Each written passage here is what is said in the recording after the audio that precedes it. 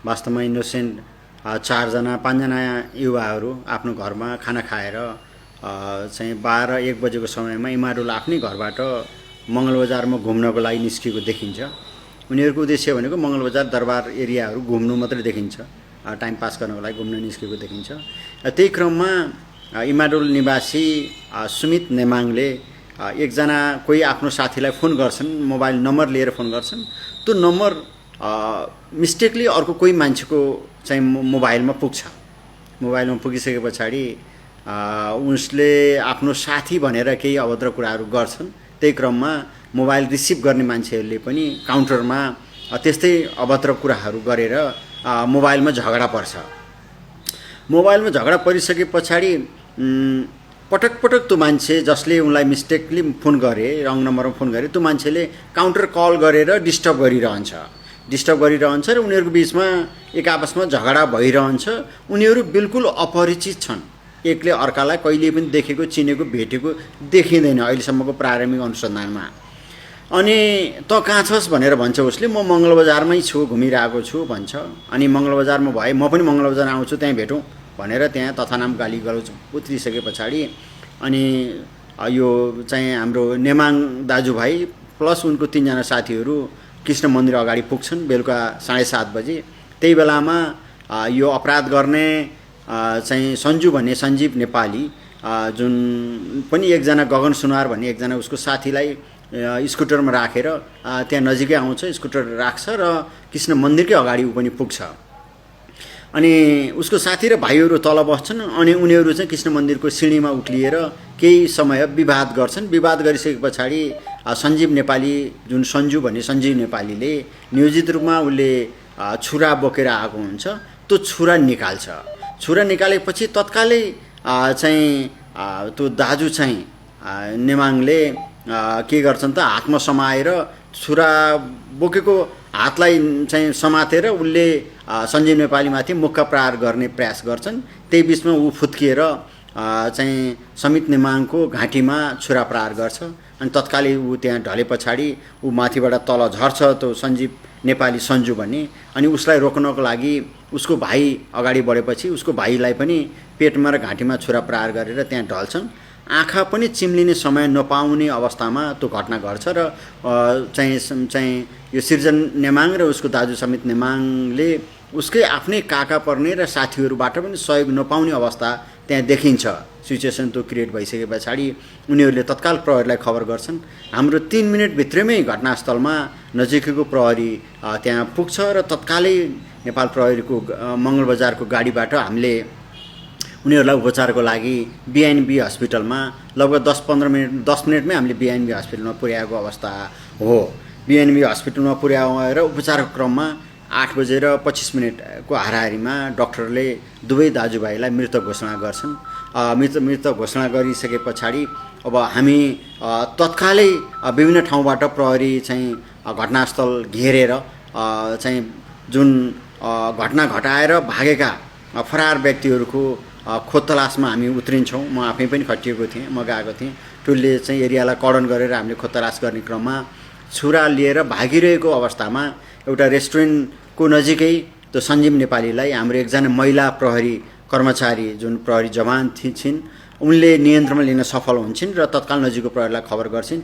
अनि हामी अरू थप प्रहरी गए पछाडि त्यो सन्जु भन्ने सञ्जीव नेपालीलाई घटनामा प्रयोग भएको छुरासहित हामीले त्यहाँ नियन्त्रणमा लिन्छौँ र उसको सहयोगी साथी गगन सुनार भन्ने छ उसलाई पनि नजिकैबाट अर्को टोलीले नियन्त्रणमा लिएर मङ्गलबजारमा ल्याएर आएको अवस्था हो।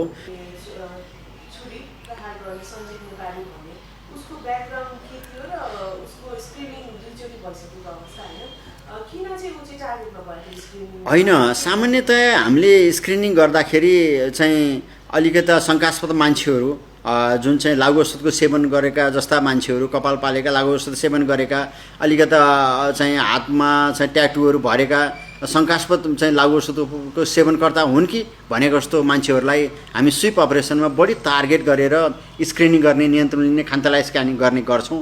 त्यही क्रममा ऊ चाहिँ स्क्रिनिङ गरेको देखिन्छ, स्क्रिनमा परेको देखिन्छ। अब उसको ब्याकग्राउन्डमा अरू अपराधहरू थियो थिएन भन्ने कुराहरू चाहिँ हामी उसको सिआरएस हिस्ट्री हेरेर थप अनुसन्धान गर्छौँ। अहिलेसम्म ऊ एक दुईचोटि झैझगडाहरूमा चाहिँ इन्भल्भ भएको भन्ने स्थानीयहरूबाट चाहिँ जानकारीमा आएको चाहिँ छ। यो भोलढोका भनेको चाहिँ मङ्गलबजारकै पछाडिपट्टि पाटन यो ललितपुर महानगरपालिकाको भोलढोका चाहिँ 9 नम्बर वडामा पर्छ।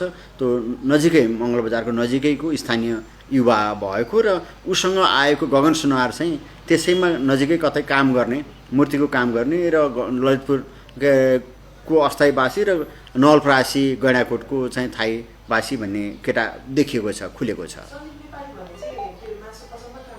हो मासु पसलमा काम गर्ने र त्यही चाहिँ मासु काट्ने तरबार अथवा छुरा बोकेर आएको देखिएको छ।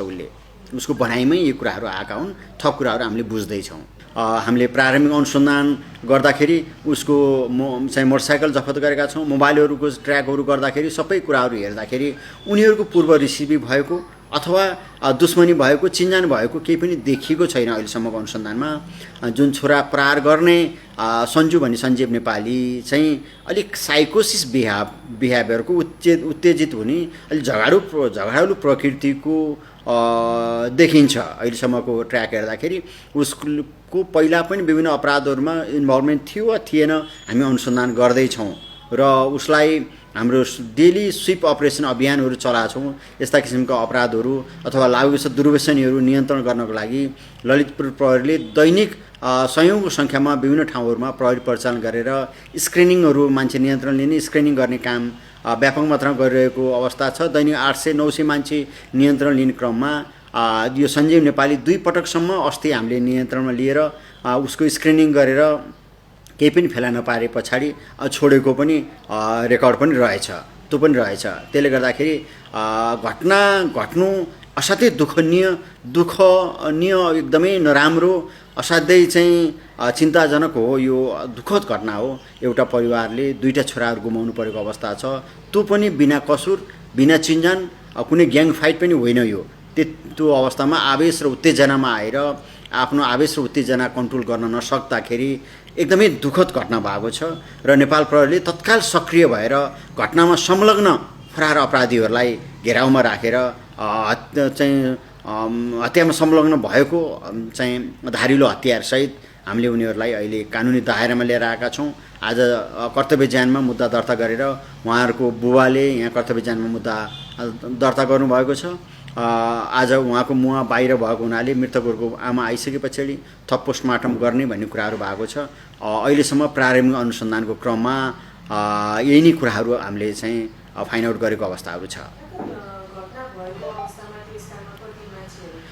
अब त्यो मङ्गलबजार जस्तो एकदमै घना मान्छेहरू हुने ठाउँ र त्यसमा पनि कृष्ण मन्दिरको अगाडिपट्टिको सालीको तल घटना भएको र वरिपरि सयौँको सङ्ख्यामा मान्छेहरू आफ्नो हिसाबले हिँडडुल गरेको बसेको अवस्थाहरू देखिन्छ। त्यो सिसी क्यामेराबाट पनि देखिन्छ। त्यस्तो संवेदनशील स्थानमा घटना घटे तापनि धारिलो र चाहिँ हतियारसँगै बोकेको हुनाले अरू मान्छेहरूले पनि अथवा उसैसँग भएका साथीहरूले पनि तत्काल सहयोग गर्न अथवा नियन्त्रण लिन नसकेको अवस्थाहरू चाहिँ देखिन्छ। अब उसले नियोजित रूपमा नै हातमा लाउने नेकर र छुरा चाहिँ जुन मासु काट्न प्रयोग गर्ने छुरा देखिन्छ, त्यो उसले चाहिँ मासु काट्छ भन्ने कुराहरू देखिन्छ। त्यो छुरा बोकेर आएको देखिन्छ। अब संजोग कस्तो पर्यो भन्दा रङ नम्बर भएको मान्छे यदि कुनै टाढा भएको भए अथवा चाहिँ आउट अफ भ्याली भएको भए, काठमाडौँतिर भएको भए पनि यो घटना घट्थेन। तर त्यो ब्याड लक कस्तो भयो भन्दा त्यो मान्छे पनि त्यहाँ नजिकै 100-200 मिटरकै पेरिमिटरभित्र नजिकै एरियाभित्रको मान्छे भएको र तुरुन्तै ऊ त्यहाँ आइसकेको कारणले र ऊ आउँदाखेरि उसको एग्रेसन यति हाइट बढी थियो कि त उसले छुरा समेत बोकेर आएर छुरा प्रहार गर्ने मनसायले नै आएको देखिन्छ उसले चाहिँ। र यहाँ जुन मृतकहरूले चाहिँ मिलाउने प्रयास गरेको देखिन्छ र छुरा नियन्त्रणमा लिएर सुमित नेमाङले उसलाई 2-4 पञ्च हानेको सिसी क्यामेराबाट पनि देखिन्छ। त्यो क्रममा उसले छुरालाई नियन्त्रण गर्न छुरा समाउन लागेको भए थप क्षति नहुन सक्थ्यो। तर छुरा बोकेको हातलाई समातेर उसले पञ्च हान्ने क्रममा त्यो मान्छे चाहिँ फुत्किएर फेरि चाहिँ मृतक चाहिँ माथि प्रहार गरेर एकदमै दुःखद संवेदनशील घटना भएको देखिन्छ। हामी एकदमै दुःख व्यक्त गर्छौँ। यस्ता घटनाहरू हुनु हुँदैन।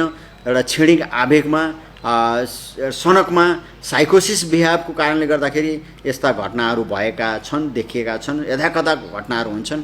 त्यो किसिमको दुःखद घटना हिजो मङ्गलबजारमा भयो, त्यसमा हामी अत्यन्त दुःखद छौँ र घटनामा मिहिन हिसाबले हामीले अनुसन्धान गरिएको अवस्थाहरू छ। संलग्न अन्य मान्छेहरू सिसी क्यामेराबाट देखिँदैन। हामीले संलग्न 2 जना मात्रै जुन स्कुटरमा आएका थिए, त्यो स्कुटरसहित हामीले उसको मोबाइलहरूसहित सबै चाहिँ पक्राउ गरिसकेर नियन्त्रण लिएर थप अनुसन्धान अगाडि बढाएको अवस्थाहरू छ। र यसको अरू ब्याकग्राउन्ड पाटो अन्य कुराहरू थप केही छ भने विस्तृत अनुसन्धान हामीले आजैबाट अगाडि बढाएको छौँ। उहाँका आफन्तहरू आउनुभएको छ, उहाँहरूलाई समेत हामीले कन्भिन्स गरेर जाहेरी लिएर अहिले थप कुराहरू चाहिँ अगाडि बढिरहेको अवस्थाहरू छ।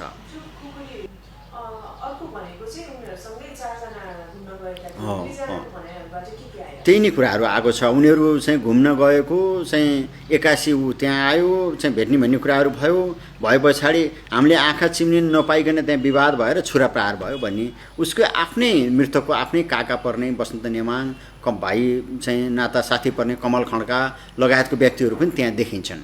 उनीहरूले पनि रेस्क्यु गर्न, समात्न, कन्ट्रोल गर्न, रोक्न नसकेको अवस्था र दाजुलाई बचाउन भाइ जाँदाखेरि भाइलाई पनि चाहिँ उसले तल नै चाहिँ छुरा प्रहार गरेर छुरासहित भागेको अवस्था हो। ऊ भाग्न उम्कने प्रयास चाहिँ गरेको अवस्था देखिन्छ। ऊ चाहिँ निकै चाहिँ परसम्म छुरासहित भागेको अवस्थामा हामीले सफलतापूर्वक कर्डन गरेर घेराबन्दी गरेर उसको साथीलाई पनि उसलाई पनि फरक फरक ठाउँबाट नियन्त्रण लिन चाहिँ ललितपुर प्रहरी सफल भएको चाहिँ हो। महिला प्रहरी कर्मचारी होइन। अब प्रहरीको जागिर हामीले अनुसन्धान गर्ने क्रममा, अपराधीलाई पक्राउ गर्ने क्रममा आफ्नै ज्यानलाई धरापमा राखेर पनि नियन्त्रण लिनुपर्छ, काम गर्नुपर्छ। चाहिँ जुन त्यसमा खटिएको हाम्रो महिला प्रहरी कर्मचारीले आफ्नो बहादुरी चाहिँ देखाएकी अवस्था छन्, देखाएकै हो। उसले त्यस्तो छुरासहितको मान्छेलाई केही समय नियन्त्रण लिएर अनि तत्काल फोन गरेर अरू प्रहरीको मद्दतमा उसकोमा उहाँमाथि आक्रमण चाहिँ भएन। अब कर्तव्य ज्यानमा चाहिँ हामीले मुद्दा दर्ता गरेर थप अनुसन्धान बढ्छ अनि मृतकहरूको पोस्टमार्टम उसको परिवारले समयमा भोलि अथवा पर्सि पोस्टमार्टम भएर डेड बडी हामी परिवारलाई जिम्मा लगाउँछौँ। अनि त्यस पछाडि यिनीहरूलाई हदैसम्मको सजायको माग दाबी गरेर हामी अगाडि बढाउँछौँ र आगामी दिनहरूमा अझ यस्ता किसिमका घटनाहरू हुन नपाउने हिसाबले हामीले प्रहरी मोबिलाइजेसन गर्छौँ, स्थानीय भोलिन्टियरहरू परिचालन गर्छौँ। यसमा कतै नै लागु औषधको दुर्व्यसनीको असर अथवा लागु औषध दुर्व्यसनी पनि हो कि चाहिँ छुरा प्रहार गर्ने व्यक्ति भने जस्तो पनि हामीले देखिरहेका छौँ। तिनी सबैको हामी डिटेल अनुसन्धान अगाडि बढाउँछौँ। अब चेकअप भइरहेको छ त्यस्तो अहिले तत्काल हो। हिजोको फर्स्ट नै हो, ओन्ली वान घटना। कहीँ पनि उनीहरूको एक आपसमा चिनजान भएको, परिचित भएको त्यो देखिँदैन। हस्, थ्याङ्क यू।